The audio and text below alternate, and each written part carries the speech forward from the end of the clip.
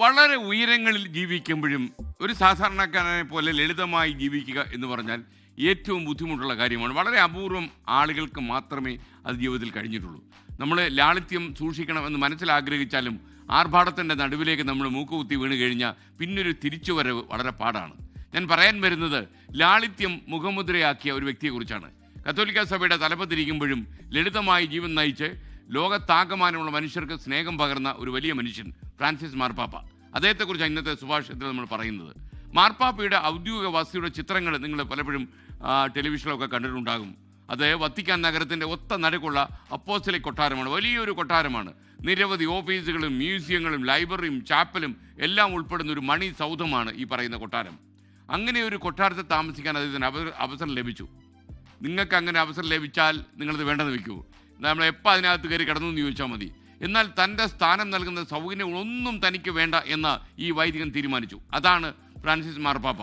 2013 മുതൽ 2025 വരെ അധികാരത്തിലുണ്ടായിരുന്ന ഫ്രാൻസിസ് മാർപ്പാപ്പ 12 കൊല്ലക്കാലം താമസിച്ച് ഒരൊറ്റ മുറിയിലാണ് എന്ന് പറഞ്ഞാൽ നിങ്ങൾ വിശ്വസിക്കുമോ? തനിക്ക് ചുറ്റും കൊട്ടാര സദൃശമായ സൗകര്യങ്ങളുള്ളപ്പോൾ അദ്ദേഹം ഈ ഒറ്റ മുറിയിലേക്ക് ഒതുങ്ങിക്കൂടി.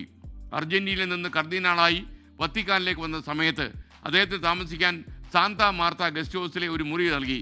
മാർപ്പാപ്പയായതിനു ശേഷവും അതേ മുറിയിൽ അദ്ദേഹം തുടർന്നു എന്നത് ചരിത്രമാണ്. നാട്ടിൻപുറത്തെ ഒരു ലോഡ്ജ് മുറിയോളം മാത്രം വരുന്ന ഒരു കുടിസു മുറിയിലാണ് ലോകം കണ്ട ഏറ്റവും വലിയ മാർപ്പാപ്പ, കാരുണികനായ മാർപ്പാപ്പ കഴിഞ്ഞത് എന്നുകൂടി നമ്മൾ അറിയാം. എന്നും ഭക്ഷണം കഴിക്കാൻ അദ്ദേഹം ക്യൂ നിൽക്കും. പറഞ്ഞാൽ വിശ്വസിക്കുമോ? ആര് പറഞ്ഞാലും അദ്ദേഹം ക്യൂ തെറ്റിക്കില്ല.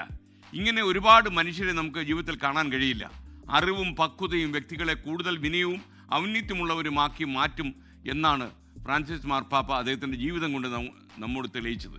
ഒരിക്കൽ പരശുറാം എക്സ്പ്രസ്സിൽ വരുന്ന സമയത്ത് ഞാൻ ട്രെയിനിൽ കയറാനായിട്ട് ടിക്കറ്റ് എടുക്കാൻ നിൽക്കുമ്പോൾ ക്യൂവിൽ തൊട്ട് മുമ്പിൽ സി അച്യുതമേനോൻ നിൽക്കുന്നു, മുൻ മുഖ്യമന്ത്രിയായ അച്യുതമേനോൻ. ഞാൻ അദ്ദേഹത്തോട് പോയി വിനയത്തോടെ പറഞ്ഞു, അങ്ങേക്കൂടെ വേണ്ടി ഞാൻ ടിക്കറ്റ് എടുക്കാം, അങ്ങ് അവിടെ ഇരിക്കൂ എന്ന് പറഞ്ഞു.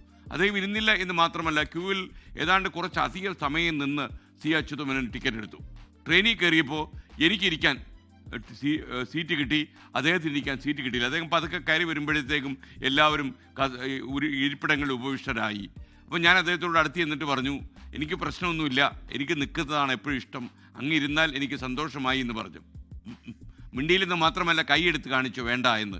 അച്യുതമേനോൻ ഏതാണ്ട് എനിക്ക് തോന്നുന്നു തൃശ്ശൂർ നിന്ന് തിരുവനന്തപുരത്ത് പോകുന്ന ട്രെയിനിൽ ഏതാണ്ട് ചെങ്ങന്നൂർ വരെയും അദ്ദേഹം നിൽക്കുകയായിരുന്നു എന്ന കാര്യം ഞാൻ ശ്രദ്ധിച്ചു. അത്ര ലാളിത്യമുള്ള ഒരു പൊതുപ്രവർത്തകനായിരുന്നു സി അച്യുതമേനോൻ. അങ്ങനെ കുറച്ച് മനുഷ്യരെ നമുക്കിടയിലും ഉണ്ട്. അവരൊക്കെ തന്നെ നമ്മളെ മാർപ്പാപ്പയെ അനുസ്മരിപ്പിക്കുന്നു എന്നത് മറ്റൊരു കാര്യം. ലളിതമായി ജീവിക്കാൻ കഴിയുക അതൊരു ചെറിയ കാര്യമല്ല, അതൊരു വലിയ കാര്യം തന്നെയാണ്. ലോകത്തെവിടെയായാലും ഏത് സമയത്തും 24 വാർത്തകളും ഓഗ്മെന്റഡ് റിയാലിറ്റി പാക്കേജുകളും എക്സ്പ്ലെയിനറുകളും വിശദമായി കാണാൻ ഞങ്ങളുടെ യൂട്യൂബ് ചാനൽ നിങ്ങൾക്ക് സബ്സ്ക്രൈബ് ചെയ്യാം.